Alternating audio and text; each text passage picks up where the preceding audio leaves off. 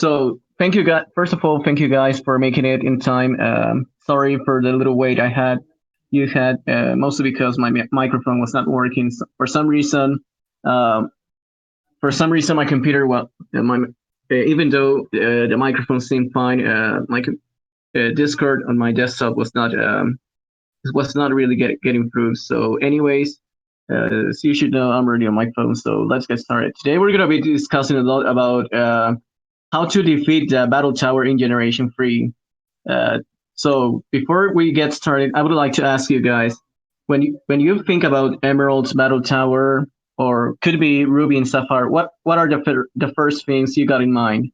You can type it over here, the text channel, battle tower. What are the first things that comes to your head when you think about it? Well, oh, of course, yes. Quick claw, sheer code, horn drill, yes, those kind of stuff.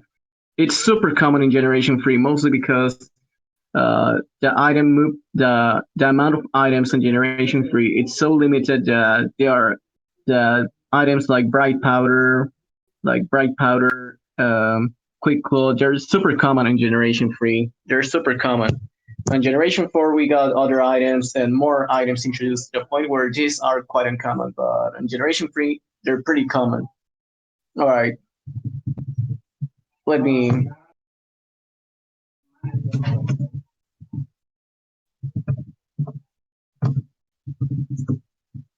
All right, so we're just redirecting the guy to the correct voice channel. All right, there he is. So, anyways, yes, quick closure code is probably the most common thing you're going to ever find on this generation. Let's see.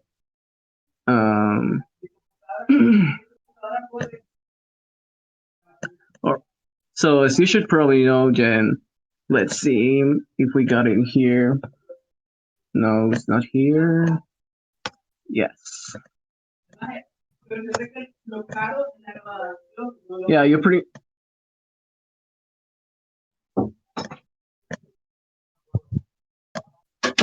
All right. Yes, this is something that happens a lot in Generation 3 Battle Tower. Yeah, how many times has it happened to you? Well, on my case, it has happened a lot of times. I can't even remember. Even counting on from when I was 12 years old and so on. I mean, it's just there. And it happens a lot. So what's the deal with Battle Tower? Then, yeah, because of this, it becomes quite difficult to get a healthy streak and eventually get the ribbons that we need. So as you should already know, the ribbons that we are looking for precisely are, let's see, these two babies.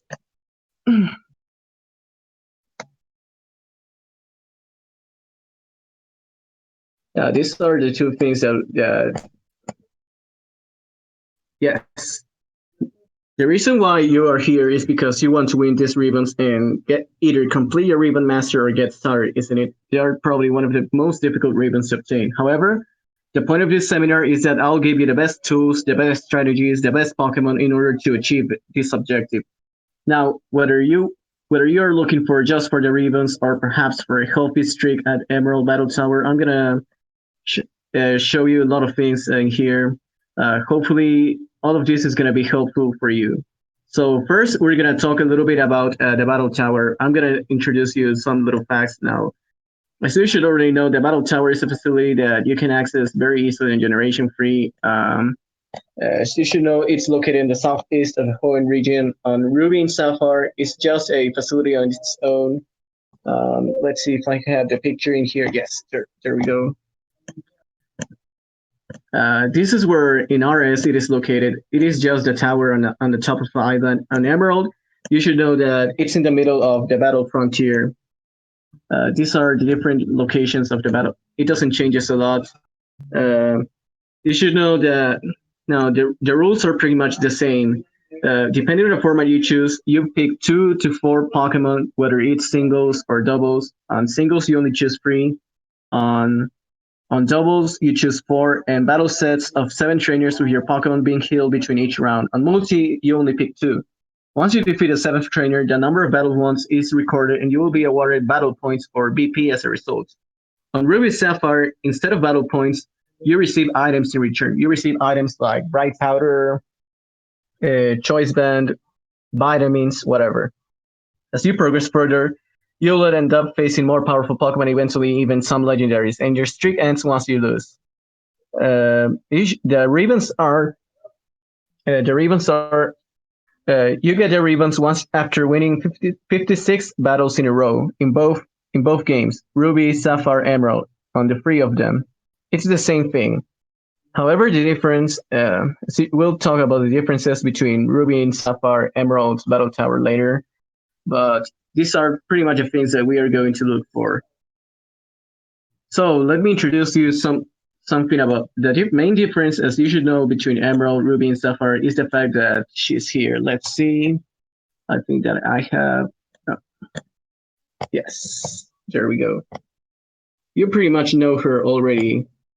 So I'm gonna introduce to you my little friend Annabelle.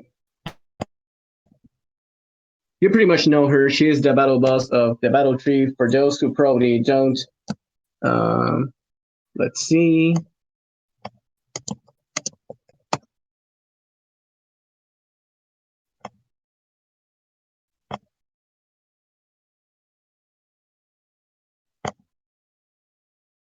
Excuse me for a little while. Yes. Yeah. Believe it or not, these two are the same person. So yes, on Emerald you face the Frontier Brain, which in this case she's the boss of Rattle Tower. You only have to face her once because she only appears in the 35 and the 70. And since we only need to get into 56 wins, the minimum requirement is that you'll have to face her at least once. Her party is pretty easy. She uses a party of Alakazam, Snorlax, and Entei. These are this is pretty much. Let's see. All right. Yes. Here you can find pretty much her party over here. This is pretty much her party. Uh, you face an Alakazam that has Ice Punch, Thunder Punch, Fire Punch, and Disable. The Entei knows Fire Blast, Calm Mind, Return, Roar. And the Snorlax holds a Quick Claw and knows Yawn, Body Slam, Belly Drum, and Shadow Ball. So yeah, it's not really very challenging because if you have a strong lead that can beat Alakazam, you're pretty much doing fine as long as you don't let the Snorlax use Curse a lot. You'll definitely want to get ready for that when you are up after 28 wins. So we only have to face her once if you just want to get the Ribbons. Otherwise, at 70 wins, you face her again for the gold symbol. I'm not going to expand on this, but we're going to move on. Now, after that, now I'm going to talk about probably the best items you can find on Generation 3. Now, these items are very important because before you even start a challenge, I think that personally, I believe that these are the items that you should have in your game no matter what if you want to take over the Battle Tower challenge. Now, the items I'm going to be talking about are very simple. They are this. I'm going to be uploading the pictures. So let's see. Wait, we are still missing one more. Let me find it. Yes, there we go. So I'm going to ask you guys if you know where to find them. I'm pretty sure that you recognize these three items. I believe that for this generation in particular, they are the best items you can have for the Frontier Challenge overall, not just for the Battle Tower. Now, does someone in the Battle Tower channel wants to reply if they know how to find these items? Anyone knows? We're talking about the Loomberry, the Leftovers, and the Choice Band. Now, let's see.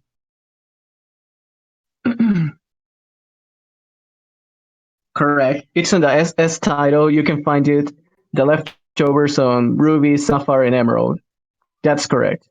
Yes, it's a gentleman on Lily Cup. If you have your RTC working on Emerald cartridge, he gives you a random berry daily. So you just have to sit in front of him, soft reset, and get the Loomberry this way. You can also get it from the Berry Master as well. But as long as you don't use any of the special phrases, you can get it randomly. Now let's see. That's correct. It's an option. You can get a choice band from Colosseum. Another option is that you can find it on RS Battle Tower, but it's given out randomly. You can't really soft reset there, so it's pretty much a little bit on luck. On Emerald, you can find the choice band for 64 battle points. Pretty expensive, but trust me, it's worth the investment. Yeah, these are the best items you can find for your challenge overall, and I think that it's very important for you to have them. If you don't have them, then try to make your best effort because, for example, if you're already grinding at the Emerald Frontier, that should be your first objective, trying to get a choice band as soon as possible because it's extremely important. Let's see if you guys are familiarized with this one. I'm going to link it anyways because it's pretty important because this guy's FAQ helped me a lot. Let's see if I can find it. What I'm talking about is probably you should be familiarized is with Wester's speed run of Emerald. Uh, I'm just gonna link the video so you guys know what I'm talking about. Yeah, I think he pretty much mentioned it on this video before. You don't have to watch it all because, mind you, it's 19 hours long. You don't have to watch it, but just to give you an idea, read his freaking ass questions. It contains a lot of good stuff that I compiled in order that I compiled for this seminar. But I think it's pretty cool. So just check his FAQ on his video description, and you'll know what I'm talking about. Now, there are other free items as well that they're useful. They're not really a priority, but it's always good to have them just in case. You can use the other free items that I'm talking about are citrus berry, chestoberry, and white herb. These aren't obligatory, but they are particularly easier to find, and it always helps having them just around. Now that we covered about the items, we're gonna talk about EV training. Now, EV training is really important because, as you should know, in generation free, you need to EV train, effort value training. Sorry, EV train your Pokemon to get the best stats possible. Now, I'm not gonna show you how to RNG because otherwise we wouldn't have any time for that. But assuming that whether you're doing this with RNG Pokemon or not, I always recommend doing RNG because it's helpful having max stats always. But in case you don't, it's important to know how to EV train your Pokemon. Now, this is going to be assuming that you're doing this on Ruby, Sapphire, Emerald, Fire Red, or Leaf Green. So now, as you should know, unlike newer generations like Generation 6 and 7, the maximum amount of PVs a Pokemon can gain is 255 on one stat. I'm gonna write it down. This is pretty much the max amount a Pokemon can gain in one stat. As you should know, only 252 are important because these are the amount of beings you need to maximize a stat. So yeah, you can pretty much run over. So you have to be careful if you want to EV train your Pokemon. It's important to keep track of the effort values you train because otherwise you're going to have potentially 6 effort values at most being wasted. So the ways to modify the effort value gaining are free ways. I'm going to show you right now. The first one, there we go. Yes, you should already know what I'm talking about. The first way is Pokeros. Now, you should already know Pokeros is a random virus that attaches to your Pokemon, and as you should know already, you gain double the effort values after defeating a Pokemon. If you don't have it, then that's fine. You can still EV train. It's just gonna take a lot longer, but if you don't have it, that's fine. Yeah, it appears randomly, and I don't know if this can be even RNG manipulated or not. I'm not sure about that. But if you have it, then yeah, treasure it. Oh, it can. Yeah, that's cool. I haven't really looked into it, but yeah. Now, the other way to further maximize your training is this one, the matchup race. You should already know how to obtain it. For those who don't, on Ruby, Sapphire, Emerald, you find the matchup race at Wing Straight House on Route 111, I think. Yes, I think that it's Route 111. Before you enter the desert, it's on a house there. You defeat 4 trainers and you talk to the lady inside the house and she will give you the matchup race.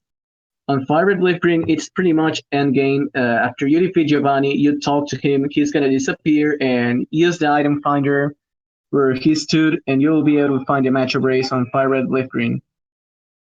yeah, this now the last way to on how it's pretty much this.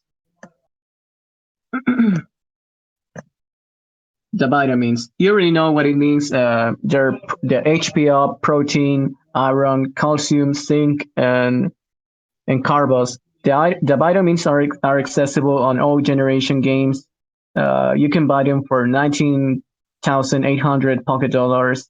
They're pretty expensive, yeah, but Emerald also has that event, 24-hour event, in which you can buy them half the price if you have a sellout the Slateport market. So if you have that event, I recommend buying a lot of these vitamins. But yeah, a Pokemon can consume up to 10 vitamins, which means that from this method you can obtain up to 100 effort values. It pretty much cuts down your trading, so it's pretty useful if you have lots of money. Um, so now the calculations for EVs for effort values gained for Pokemon. I'm gonna copy this so you guys know what I'm talking about. All right, so let's see. I'm gonna arrange this text a little bit so you guys know what I'm talking about.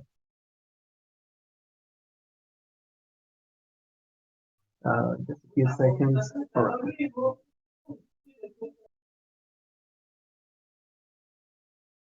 All right, so these are pretty much the calculations for effort values per Pokemon on Generation 3.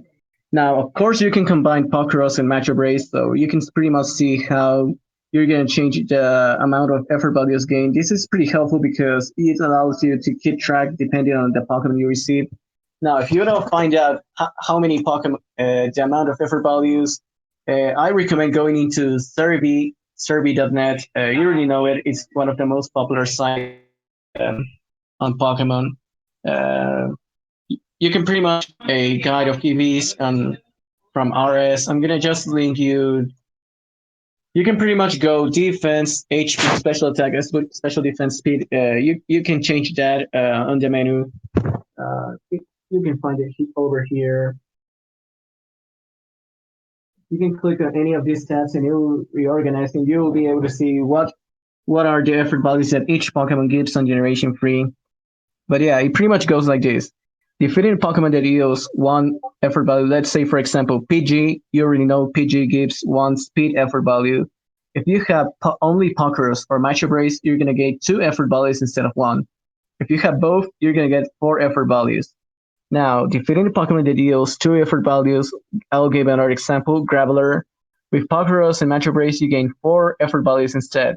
With both of them, you gain eight. And now a Pokemon that yields three effort values. Let's see an example quickly. Metagross. Metagross gives three defense effort values. If you have only Pokeros or only Matchup Race, you're going to get six effort values from it. With both things, you're going to get 12. So yeah, you can pretty much influence this depending on the Pokemon you defeat. So one way to modify this, as you should already know, is precisely, let's see if I can find it, secret bases. Now, while I find a picture, do you guys know what a secret base is on RS? I'm pretty sure that most of you could have played Generation 3 know what it is. But let's hear it from you guys. How?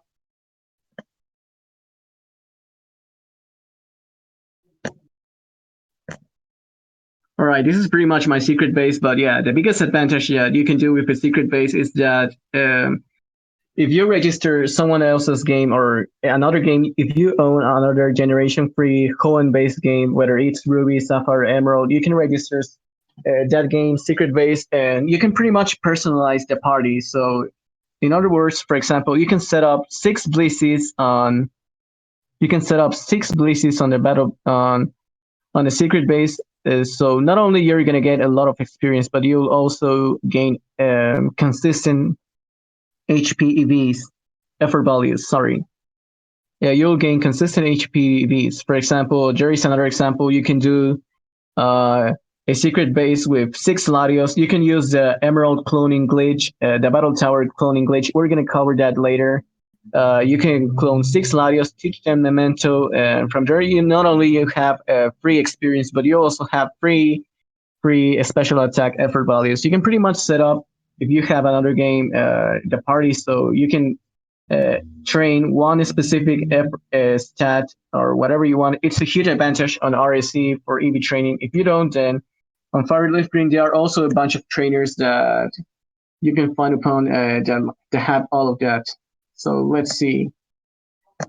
I guess I'm gonna give you the list of the trainers on powerlifting. Of course, this ones there are many other ways. The, the trainers on powerlifting, they're pretty much varied. You can find them. You can find others, but these ones are easy to access, in my opinion. So I'm gonna find the list. Give me a few seconds. There we go. Just uh, all right. All right. This is the list. All right. We didn't copy it, so let's go here. Okay. Yeah, these are the trainers that give consistent effort values on powerlifting. You can find the location, and you can find as well the effort values. HP, we have Twins, Ellie, and Ann. They're located in Route 8 on powerlifting. You can rematch any of these trainers with the Versus Seeker. It's important to have it because you can find this trainer as much times as you want, as long as they react to the Versus Seeker. Uh, for attack, these two trainers, Youngster 80, they are both located on Route 11. They're close to each other, so you can fight against both. They are perfect for EV training attack. On defense, you got Biker Ernest. There's no trainer in Firelifting, sadly, that has only Pokemon with defense effort values, but he only has one Grimer. Uh, if you're not, if you don't want to avoid that, you can kill the Grimer with anything else, and then the rest are defense EVs. Special attack, Timmy's favorite, Magnemite. Uh, I'm just gonna type it just for fun. I'm just gonna, but yeah, Engineer Bernie has a Magnemite and a Magneton. Special defense, Swimmer Amara, it's on Treasure Beach. Now, keep in mind that on one island you can surf on the water, unlike the other islands on Sevi. You already know the Sevi Islands are those extra islands that you find on Far Red Leaf Green. On one island you can surf on the water, and you'll find her below. Swimmer Amara, she has a seal, two seals, and one Diagon. And finally, Las Andrea, she has three meows. You can find her on Route 8. And yeah, that's pretty much it. Now, there are also hotspots on, most of them are very common on Pokemon Emerald. I'm gonna copy them as well, so guys know what I'm talking about. Let's see.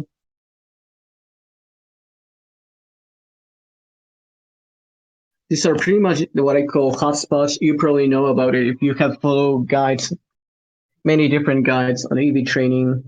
So I'm gonna be copying them over here.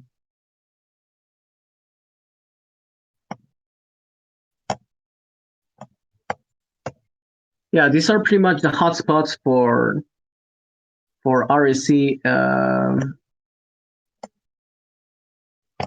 You can find. Let's see. Let's just edit the text a little bit so it looks a little bit more, so we can separate it. Let's just change the format a little bit so you guys don't get lost.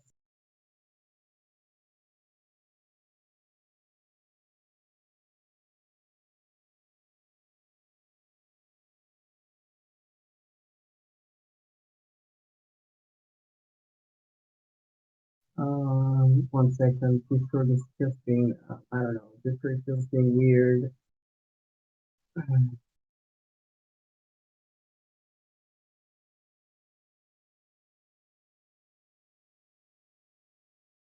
Yeah, I'm just gonna do this because otherwise it's just gonna look confusing. We don't want to get you lost, guys.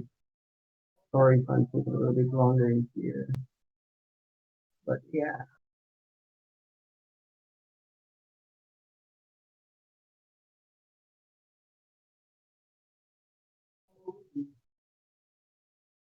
All right, so these are pretty much the hotspots you can find on RSE. Now, it's pretty important to notice that on RSE, on Emerald only, you have the Altering Cave, which only has subs. It was supposed to change, but it never happened. You find it 100%. You raise effort values there. On special defense, Tentacle, you surf an abandoned ship and you have an encounter rate of 99. Spinda, the best way is going into Route 130 and you have a 70% chance of encountering Spinda, raises special attack. On defense, an Emerald, sadly only an Emerald is the one way sure to EV train defense. You have an encounter rate between Geodude, Graveler, and Torkoal. You are gaining defense effort values always. As you can see, Geodude is a 50%, Graveler at 15, and Torkoal at 35. On attack, you go into Mount Pyre to fight Shuppets. You encounter there on the first 3 floors a 100% rate, and an HP roster tunnel. You find 100% there. So those are pretty much the hotspots you find on RSE just to EV train. So now that probably I think that we had covered EV training now, I would like to know what were the Pokemons that you used before on the Battle Tower before? You can tell me whether it was 10 years ago or what you use currently. Just tell me. I want to see what were the Pokemon that you guys used for Gen 3 before.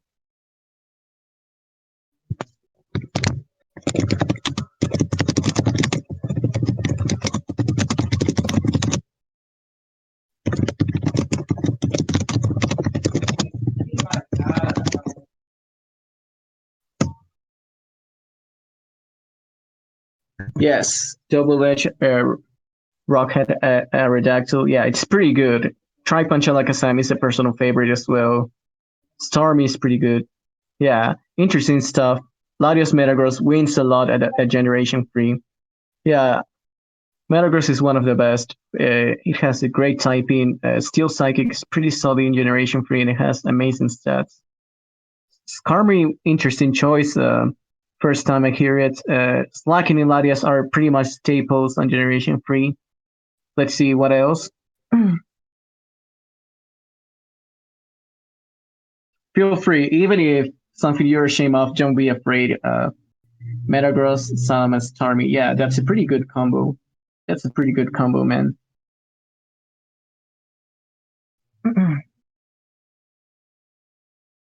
Let's see what else.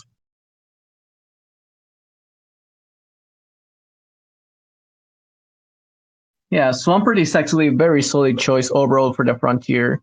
Smeargle is an interesting one. It learns every move. The only bad thing is that Generation 3 doesn't give him Focus Dash, which becomes a staple in later generations. But yeah, Smeargle is interesting. Oh, Pat, I'd recommend to use Swampert for the Frontier in general. You're not gonna regret it because, I mean, that water ground typing is so good. Alright, so now we're gonna be discussing a little bit of the Pokemon that are perhaps the most useful for Generation 3. I'm not gonna explain a lot, but I'll definitely explain to you perhaps some of the choices. So I'm gonna be posting some pictures. Keep in mind that I'm not gonna discuss every Pokemon in Generation 3, but I'm definitely gonna be talking about. Yeah, let's bring this guy up to discussion, Metagross. Now, as you should already know, Metagross has that beefy 133 base attack. I mean, that's pretty much an amazing one. Taking into account that, let's see if I still have that notepad. No, it seems that I don't have it. Or no, it's here.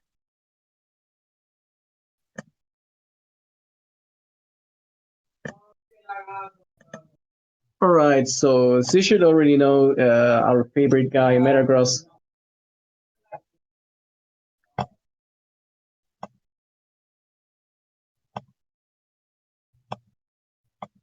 Yeah, we're gonna just add in the base.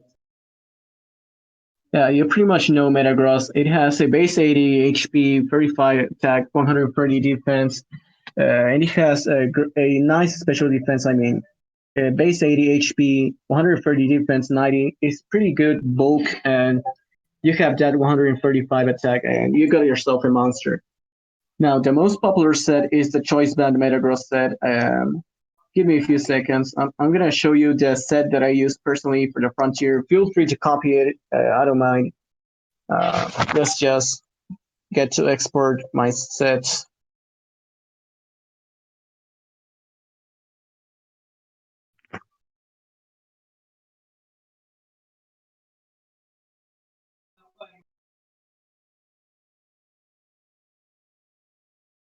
All right, so there we go.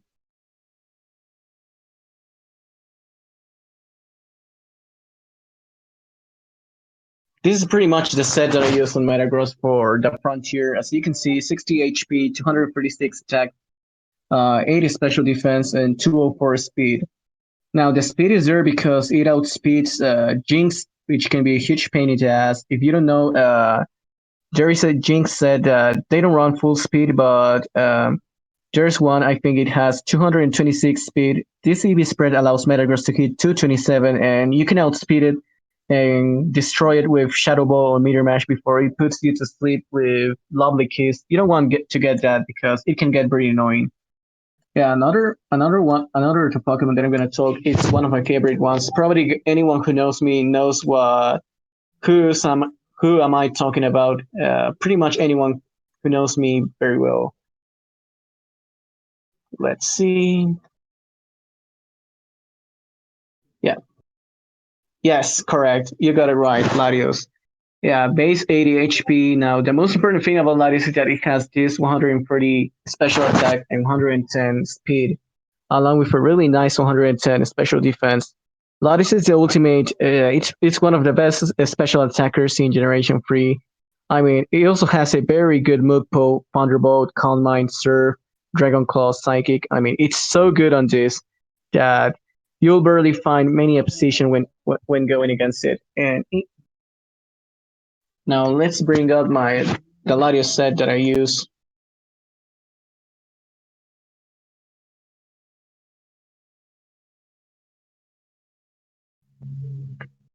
This is pretty much what I use.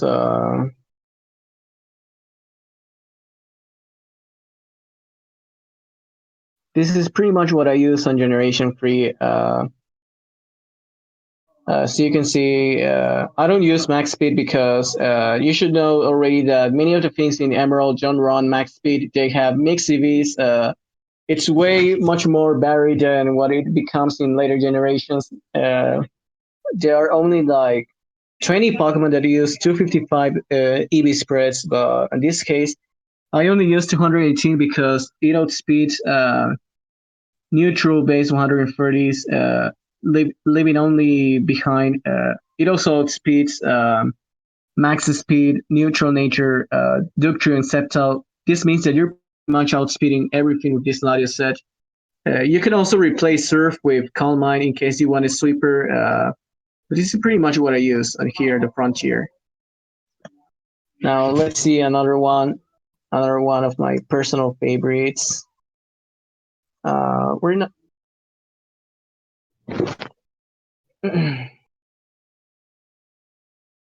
Now we're gonna bring up on this monster.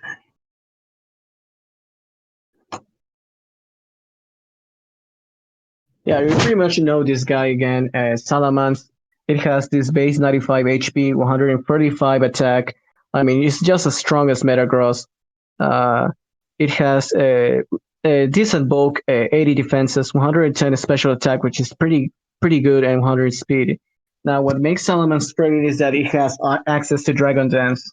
Generation 3, it is still a very potent set. I'm gonna give you once again the set that you can use. You can also use other options on this Salamence, but it's truly one of the best Pokemon around to have in Generation 3. If you cannot have it, if you cannot catch a Latios or a Latias with good IVs, then go Salamence. You can go wrong with Salamence. This is one of the sets that you can use in here. It's pretty good. Intimidate, Nature, Rock Slide, Air Relay, Earthquake, or Substitute. I'm gonna go and list the other options as well. So just so you guys have it clear, I'm gonna edit a little bit some of my comments. Yeah, this is one of the best sets around. You can use Rock Slide. Rock Slide has the advantage of being able to one hit KO. Yes, that's correct. Aerial Ace is basically for double team. You can use Hidden Power Flying as well because Hidden Power Flying it's more powerful. Sadly, even with stat calculated, Aerial Ace is weaker than Earthquake because with the stat factoring, it has 90 base power. Earthquake is 100, so yeah. However, Aerial Ace has the advantage of being able to hit double team users, which means that you can pretty much punish them.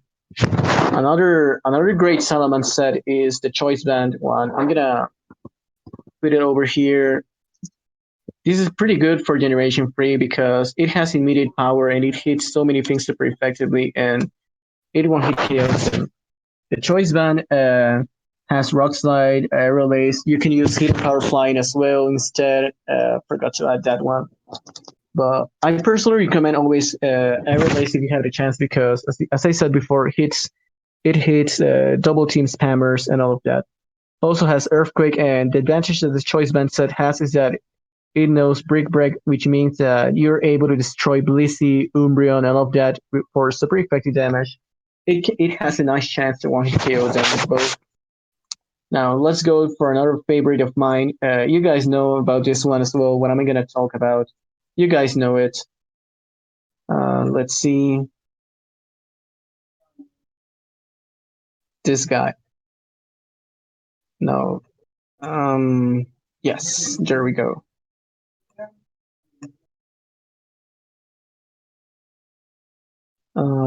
Sorry for the side. There we go. Yeah, Swampert is probably the best Pokemon in Generation 3. I'm not kidding when I say about that because you can even check the competitive games on Smogon. Swampert is the best Pokemon in Generation 3. I mean, it has first of all got that godly water ground typing, which means that electric types are easily stopped by Swampert. It has a 100 base HP with 90 defenses, which gives him a great bulk. I mean, Swampert is very bulky, and if you take into account that the strongest grass move is Giga Drain, then you're pretty much got yourself a legit monster because Swampert can even take non-stab Giga Drains at some point, and it pretty much hit hard because it has a nice coverage as well. I'm gonna share with you the Swampert. I'm gonna share with you the Swampert set that I use. Give me a few seconds to find it.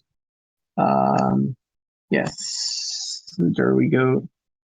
Of course, the biggest advantage Swampert has is that because its stats are so very well balanced, you can pretty much customize them to whatever you want. This is pretty much what I used. What I used in the past. Now, I based my spread based on what Werster had on its speed run of Emerald. I modified it for 100 level open level purposes. 240 HP hits an extra leftovers number, which means that you're left with 41 HP. You also survive 5 6 mid tosses with leftovers. 156 attack hits an extra jump point on attack instead of 300. In other words, you hit 2 stat points instead of 1.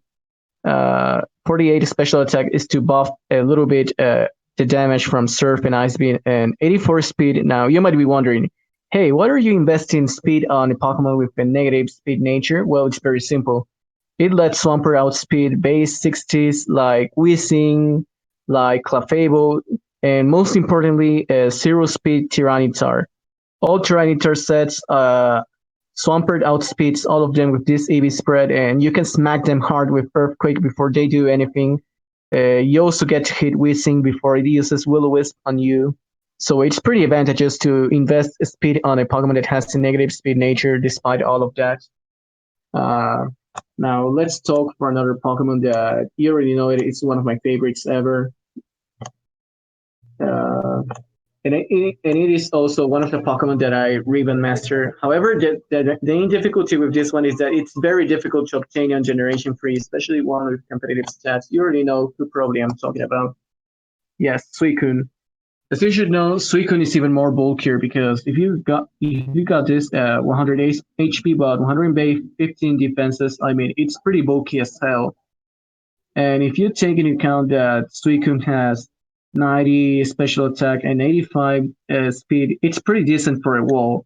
But the most important is that you already know Suicune has access to Calm Mind, which means that it's almost legit broken as hell. I mean, Suicune is so powerful that, especially in Generation 3, where all the special attacks, for example, all grass and fire and electric attacks were special. Suicune, it's pretty much patching its own weaknesses with Calm Mind, and this is why it makes it so good at Generation 3. So we're gonna export the set so you guys know what I'm talking about. Yeah, there we go. Yeah, this is pretty much your bread and butter Suicune set for the Battle Tower. So you can see max HP is it's very important because it lets you produce 101 HP substitutes. This means that Seismic Toss and Nightshade won't be able to break it in one turn. The speed effort values are there because it lets you hit 247 speed. You're 1 point faster than all Zapdos sets, all the slacking sets, including the Choice Banded one, which is a legit nightmare because you already know that Choice Band Hyper Beam from slacking hurts a lot. It even took hit KOs Metagross. I'm not joking, trust me, I'm not joking. It's that powerful, but with this effort value, Suicune moves first. It can substitute while it attacks and then set up at the moment it goes on Tron. So yeah, pretty important speed effort values. Let's see. Now, keep in mind that all of the Pokemon that I've listened so far is for singles purposes. Let's mention. We're gonna continue with. Give me a while. All right. We got another one to show you up. Later, we're gonna be discussing doubles. Probably some of the Pokemon that work better on doubles than singles. Yeah, I really know him, Snorlax. A beast HP, 160, 110 attack, and special defense are the biggest selling points. But the most important thing is that Snorlax has access to Curse, which means that Snorlax becomes a very. Not only it gets to improve its average defense, but also it boosts even further its attack. There's also the option that Snorlax can use self-destruct, which means that you should know already self-destruct is an even stronger nuke than explosion from Metagross. I mean, because it is strengthened further by stab. Let's see if I can find it.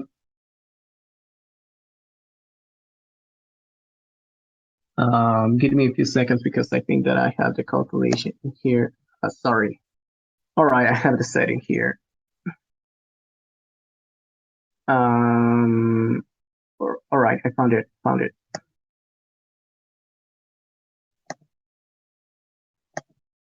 Here is the set.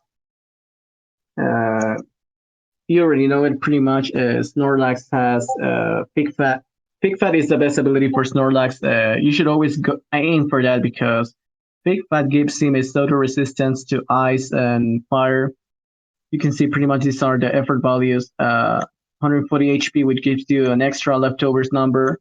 96 attack, 56 defense, and 216 special defense hits an extra jump point, and it's pretty much a curse set, which wins a lot because not many things are able to stop Snorlax from setting up.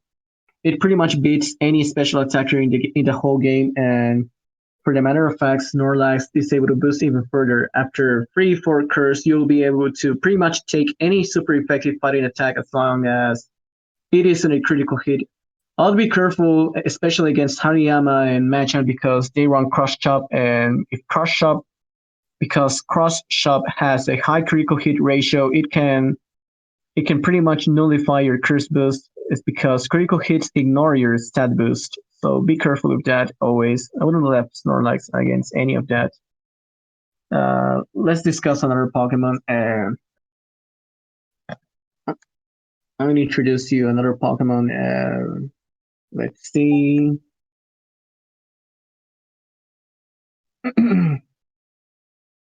Sorry if I'm a little bit sick today. Don't worry, it's fine.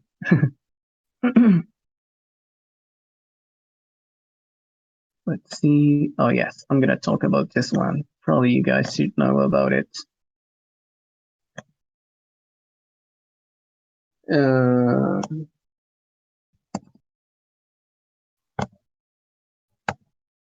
you guys pretty much know this Pokemon, Alakazam. It's the ultimate special glass cannon. Alakazam has that humongous special attack, the highest of any psychic types, and an excellent 120 speed, which allows him to pretty much outrun anything relevant on the battle tower. Hell, you can even use the Modus nature. Modus is probably the best nature for Alakazam because you don't really need the extra speed from Timid because you already speed a lot of things, and the only two Pokemon that are faster than you are Jolteon and Crobat. They are positive speed with max stat on that, so there's no point on going Timid anyways. Let's see if I can find the set. Yes, here we go. So I'm gonna export the set in here so you get an idea of how effective Alakazam is.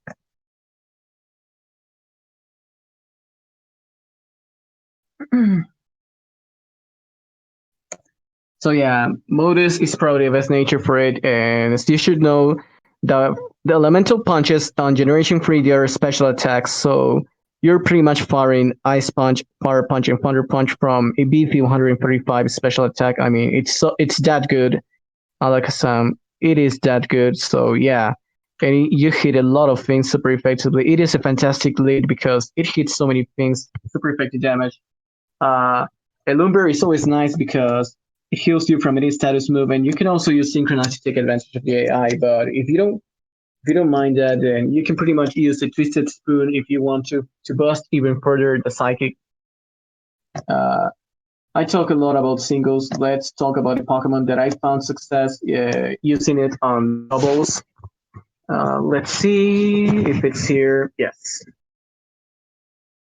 I'm gonna share this one because I think that it's particularly good on doubles, but it does fine on singles. But I think that doubles is where it sits home. Yeah, Tauros, as you should already know, it has a really nice bulk, 75 HP, decent, 100 attack is great, is good. Base 95 defense is pretty good. Special defense not so good, but 110 speed, which is probably its biggest selling point. Tauros is amazing, especially when you're equipped with a choice band. However, the biggest advantage is that it has Intimidate as well. Intimidate is a really great ability on Generation 3, and it also weakens the fighting type attacks. It's especially good on doubles. I said doubles because Intimidate is one of the best abilities for that format. You already know it.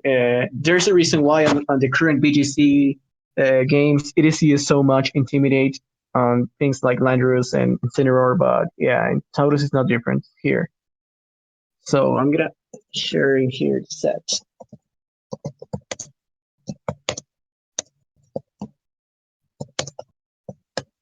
So yeah, this is pretty much a set I use. Choice Band, Intimidate, return for the stab or Body Slam, depends on what you like. Body Slam has the nice paralysis chance. Earthquake, Double Edge, Sanook, and Hidden Power goes because otherwise Gengar will wall you. And you don't want to use Iron Tail because it's inaccurate as well. Well, I think that possibly I could cover a lot more Pokemon, but otherwise, if I do, we're not gonna have time to cover everything. But there are many other Pokemon you can find around here. I'm gonna cover them later on a publication that I will share with you guys soon. So now that we have talked about that, and I'm gonna introduce to you some teams that I think that they're successful. If you guys saw the video that I linked earlier about Westers, he used this team.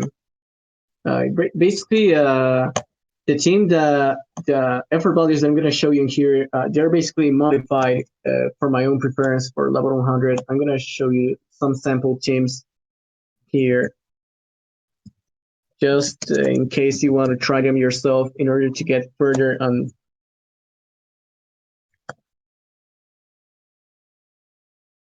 Yeah, this is pretty much it.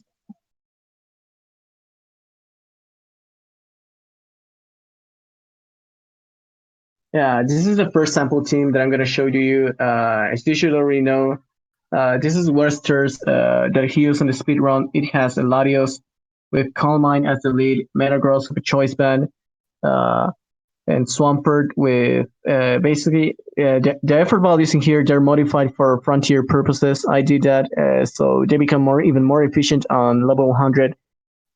This is pretty much calculated, assuming that you have max stats, max IVs on all of them. This is a pretty solid team overall because it's definitely going to get you there. Another of the teams that I'm going to share with you for singles, it is this one. Let's see. You already know it because you have already seen it on a lot of videos before. I think that probably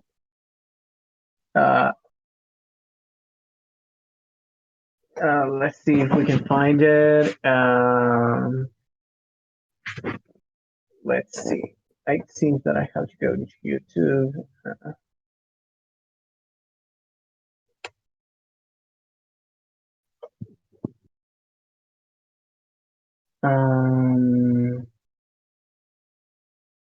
Let's see if I can find your video or not. I think it should be around here. I think.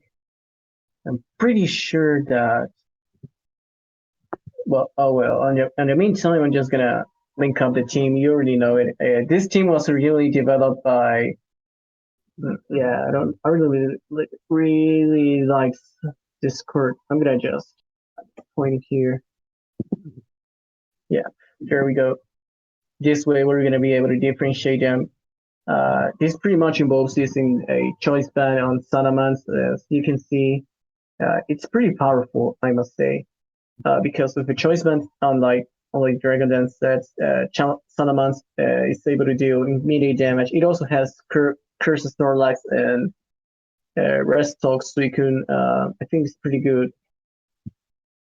We're gonna just readjust that one as well, just for the sake of better formatting.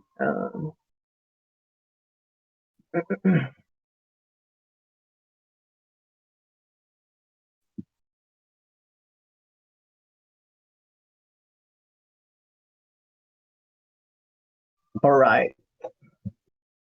Just for the sake of better formatting. Yeah. Now let's see if we can find that video. I think that it was somewhere over here. But well, hopefully it's not gonna take long. I really hope. I really hope it doesn't take that long because otherwise it's gonna suck. I think it is. It could either be this. No, it isn't this one. Come on, come on. I think I can't see.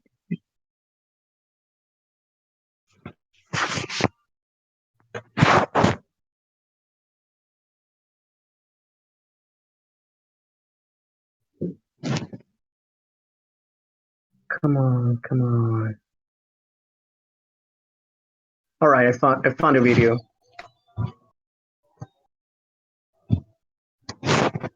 There we go.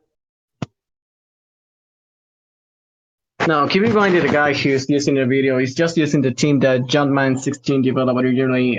Credits go to him for that team. And finally, finally going to be able to share a Pokemon team that I created my own on doubles. This is pretty much the team that I was able to reach 114 wins on doubles with this team myself. It's one that I developed on my own. Here it is. I'm just going to post it here in a while. This one is for doubles at the Battle Frontier, so take that into account.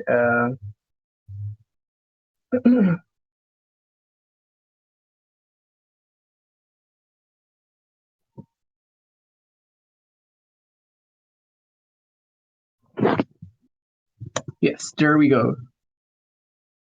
Yeah, I pretty much called this team Team Havoc, mostly because it's a fast-paced doubles team. In this case, I use Gengar, Tauros as leads.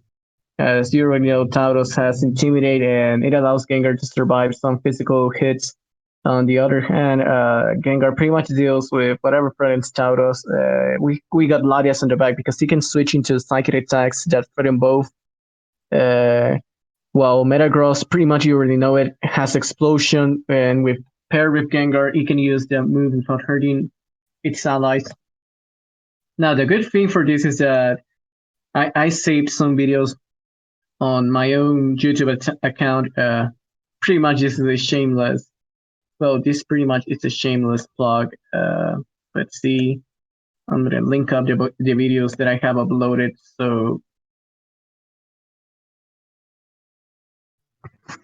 So you guys know what I'm talking about.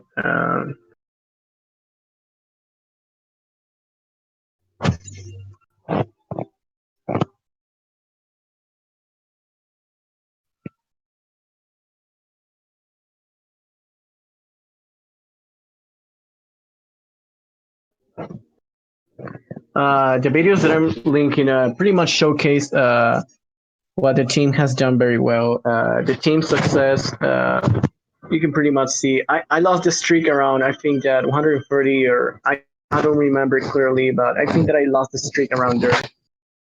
You can pretty much see. Also, those battles pretty much showcase how the team is being used. If you are going to use my team on doubles, then I recommend looking at these videos. Who knows? Probably I'm gonna be able to upload most, so you have a clear idea of how it works. But yeah, it's pretty solid. Got me into 100 wins in doubles, so you really know what it means. So now that I have guys showcase you about some sample teams, um, is there something that you have any doubt about it? Is there something that we should be able to talk about? Any doubts or any specific answer? Please let me know.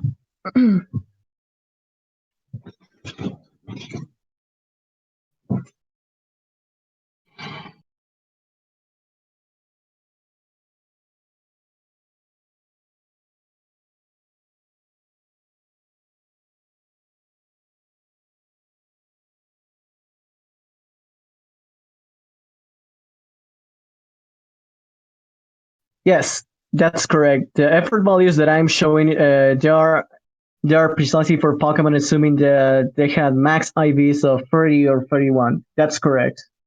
If you don't have flawless Pokemon, you can pretty much follow around at least one of these specific states that, yes, if you don't have perfect IVs on your Pokemon, then just aim for one of the benchmarks or two of them as much as you can.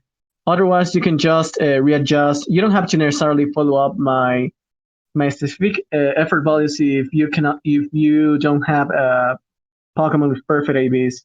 Uh, for example, in Metagross case, if you don't have a Metagross with perfect stats, you'll just worry on getting the speed value that I reach about, even if you have to invest more on speed.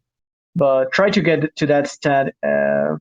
That would be my recommendation. The others, well, then doesn't matter. That's pretty much it. Any other question? Yes, that's correct.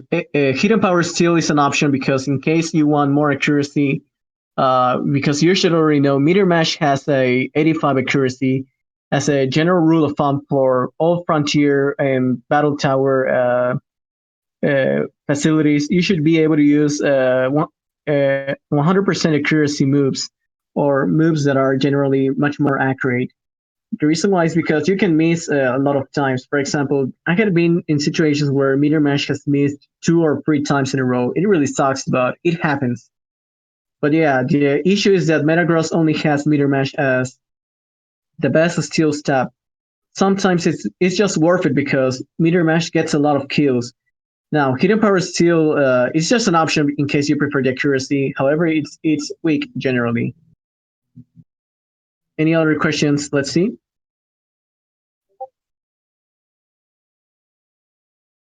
Oh yeah, before I forget, I'm gonna leave the physical and special split for Generation 3. Now, as you should already know, on Generation 3, you already know that on newer games, each attack is qualified either as a physical attack or special attack. However, in Generation 3, there was no such thing. In Generation 3, it was defined by the type of attack. In other words, for example, a move like Waterfall, who you already know that on newer games, it's a physical attack. On Generation 3, it was a special because all water attacks were special. It's the same for electric. Moves like Thunder Punch and Spark, they're special and generation free. Outrage is a special move and generation free. And as you should already know, vice versa, it's also the same. Shadow Ball is the physical move on generation free because all ghost attacks are physical. The same goes for Slush Bomb. You can see why because, for example, you can see why Gengar on generation free sets, it doesn't use its stat because they suck on that generation in particular. So no, I think that we aren't missing anything else, right? I think that we got covered almost everything. So now I think that it is time for you guys, for me to reveal something for you. A duo team. Well, the duo team, perhaps one of the big duo teams that I would probably do, it would be the team that I link above. I don't really, there's not really a lot of doubles teams on Emerald, mostly because not many people have taken them. I think there was this dude who holds the record in Japan. Let's see if I can find it. He had a team of Gengar, Zapdos, Metagross, and Slacking. Let's see if I can find it. Uh, let's see if I'm able to find it. It's a blog post in Japanese. Keep in mind that I cannot translate it, but I'm gonna translate the team so you guys can see it. What he used. There we go. We found it.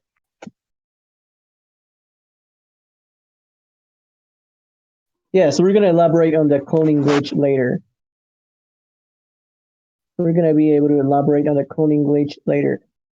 Let's see. This is pretty much the team this guy on the Japanese forum was using. So you might be able to use the same team, and for your ribbon mastering purposes, you can replace slacking for your ribbon master because the free leads in here, they're gonna do all the work.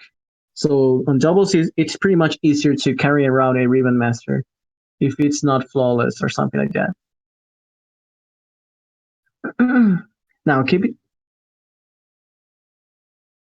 Oh god, funny. Well, the funniest thing is that with the recent team that I'm testing, which is it's not described on here, but I'll just share it anyways. I'm using Latios, Metagross, and Gyarados currently. Now the best thing is precisely when Gyarados sets up a substitute in Generation 3. It's pretty funny because the AI doesn't know how to deal with substitute properly. In case you don't know, substitute is a move that it's taught by the move tutor. It's only taught on Fire Red, Leaf Green, or Emerald, and it's only one time per save. So you have to think very well on who are you choosing for that move. But yeah, it's generally worth it because, for example, Suicune gets easily to +6 with substitute because the AI is gonna attempt just to continue using status moves sometimes. For example, I have been situations where under a substitute, for example, Miss Dribbles still tries to Thunderwave Suicune even though it's behind a substitute. The AI doesn't know how to deal properly with it. It also happens the same with Gyarados. It's very common for me to see how status move users still attempt to Toxic or Thunderwave it, even though and I'm collecting Dragon Dances for free. It's a pretty fun move and it's a really really good one. I always recommend you to have it. Uh, this is pretty much as I said before. Let's see.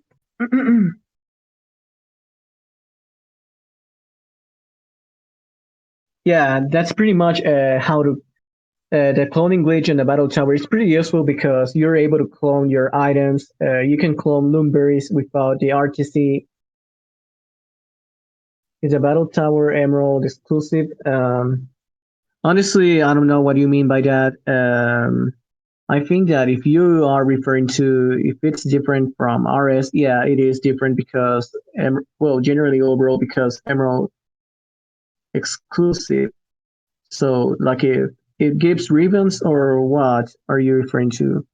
Because Emerald Tower has Pokemon from Kanto as well. Johto has much more variety than Ruby and Sapphire. Not sure if you are referring to that or not. Sorry if I'm not understanding properly your question. doubles. Oh no, no, not at all. Yes, you can do doubles on RS. I think yeah, it should be possible. Multi, I think that multi is the only one exclusive to Emerald. I think that's the only one. I'm not 100% certain. I haven't checked, but I think that's the one on it. Yeah, I think that you should be able to do doubles on RS. I'm not sure though. I haven't checked, but I think it should be possible. All right, please let me know if you can confirm that. I think that it should be possible.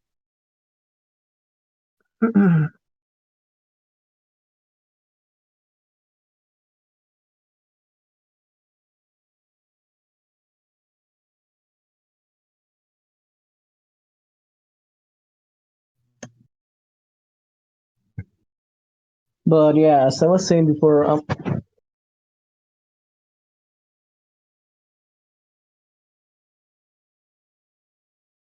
also on that very same topic, I find pretty amusing when Metagross explodes because when you kill something like Blissey, Umbreon, or with explosion, it's the best feeling in the world. Trust me. I see. So it's only singles on RS. Then yeah, it is exclusive for Emerald. Thanks for pointing that out. Yes. Thank you for that confirming. Yes, it's pretty much singles only in Ruby Sapphire. Emerald is the only one that has doubles and multi. So yeah, that's pretty much it. So now, guys, a pretty good thing that I'm now gonna do is precisely I'm going to share with you. Uh, this is a guide that I made myself throughout the weeks, throughout these last 3 weeks. So I hope that you guys enjoyed it and becomes really helpful. This is pretty much a document that I'm going to share with you. I'm proud to present to you the Conquer the Tower guide that I made myself. This is pretty much a guide that recollects almost all of the knowledge that I have compiled from Generation 3 for the specific purpose of beating the Battle Tower on Generation 3. You can download the guide. You can check it. Take your time because it's a pretty long guide, but trust me, you will find it worth your time if you go into it. Yeah, this guide pretty much covers what I have described before. I'll publish it on Reddit later. I'm gonna give you the link once that is up. I'll be publishing it on our PokemonRibbons, and a few days later I'll publish it on our Pokemon, so you guys know what I'm talking about. Keep in mind if you are going to use my guide on any other site, please credit me. Please make sure to let me know if you're doing that. Uh, but yeah, you can pretty much read it, and you can find pretty much what I talk about this on today's PokeSeminar summarized on this guide. You can find a lot of things. For example, I in the guide I have a much bigger pool of Pokemon that are excellent for the Generation 3 Tower that I probably didn't cover on the seminar. You can find many other options as well. You pretty much find all of the teams that with a description of how to use them. You can pretty much find that on this guide and many other things. You can also find some useful resources. For example, this is probably the most useful one in here. The Battle Frontier Max Stat Database. This means that you will be able to check any stat of all the Pokemon that are available at the whole Battle Frontier. Not only the tower, but the whole as well. Everything. You're gonna find, for example, all of the sets of, for example, Dragonite, Pokemon like Dugtrio, Electrode. You can find each and every set in here. It's one of the most useful resources because it lets you scout the opponent. You can find at least or predict what is it gonna carry, what moves it knows, and the items it has, and all of that. This is probably the most useful resource you will definitely want to if you are going to do this challenge of Generation 3. Definitely recommend. I definitely recommend it to check it out. You should have it on your favorites or whatever. Save it. Save this link because it's probably the most useful one you'll ever find. Let's see what else. For those who are perhaps interested in obtaining max set Pokemon, then I always recommend checking out the subreddit Pokemon RNG. I recommend checking their wiki repository of tools and tutorials. Take me a few seconds. I'm gonna be linking it in a while. Um, just give me a few seconds. There we go. This pretty much covers all of what it is generation free R&D abuse. Yeah, having max stats Pokemon always puts you at a huge advantage over the AI because you're pretty much competing one on one against it because they also use Pokemons with max stats, so you'll definitely want to compete on equal terms against them. It's pretty useful learning about RNG. Not obligatory, but you can definitely it definitely helps. Yeah, another one that I recommend particularly is Pokemon Showdown's damage calculator in case you want to test your effort values or if you want to change something. Now, there is this is very important. Yes, there is an invite for Pokemon RNG in case you want to learn for RNG. It's pretty good. I definitely recommend if you want to get into it. So you can click on the Discord invite there. Also, the other link that I was talking about was Showdown Calculator. Make sure that you go into the Advanced tab here because otherwise you're not getting the correct right stats. Make sure you're clicking here on Advanced, not on Sun Moon or whatever you're looking at. I'm just gonna post the screenshot in here. Make sure that Advanced is selected so you are able to calculate and decide what move would be the best suited for each situation, etc. Pretty useful to have, especially if you are laddering on the battle tower, because it gives a clear idea whether a move will KO or not. And finally, this is overall pretty useful and generation free, not only for competitive purposes but for in-game as well. I recommend definitely checking this guide. This about Pokemon Advance tips, for generation tips and tricks. You'll find really useful information in here that will be able to help you not only in-game purposes, but they will also be able to help you on in general for generation free for whatever purpose you are playing these games. Helps you a lot. So I definitely recommend checking that out if you ever have the time. So yeah, that's pretty much it. So now, any questions you guys have about what we talk about everything, let me know. We're gonna be answering questions right now. We're gonna dedicate that, and then we're gonna close this seminar for today.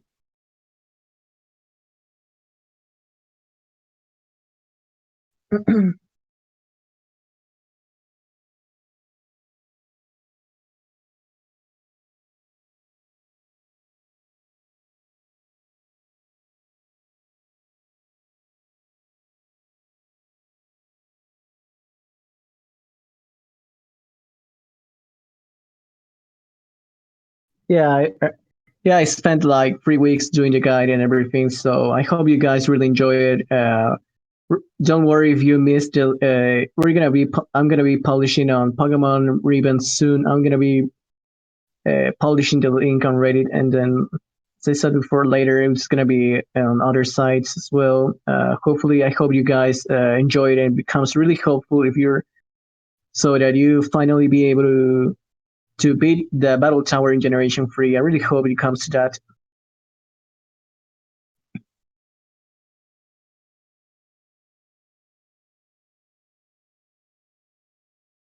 Yeah, thanks to you guys as well for assisting.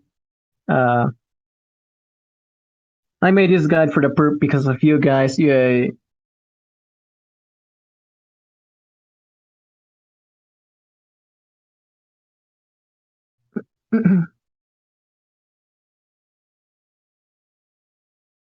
Good luck on it, man. I really hope you're able to get it. Make sure you always revise the resources that are there. Uh, I'm sure that you will be able to reach those 56 wins. You'll definitely get there. Or who knows? Maybe you might be aiming for 70 wins to get the gold symbol, or just complete the frontier. It's pretty cool.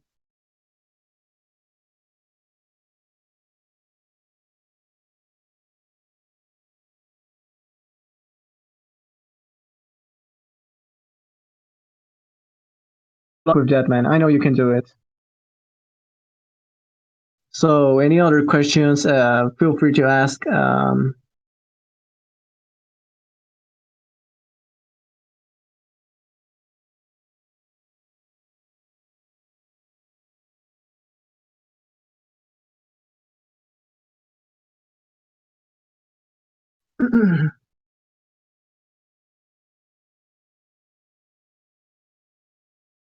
Oh yeah. Also, in case this helps, I think let me few seconds.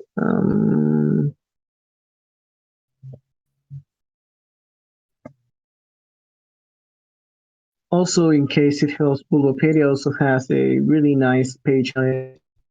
Pretty useful. You'll find this page useful on Generation 3 as well. Um, you can find a lot of information in here. Also about the prices. Pretty useful stuff. So yeah.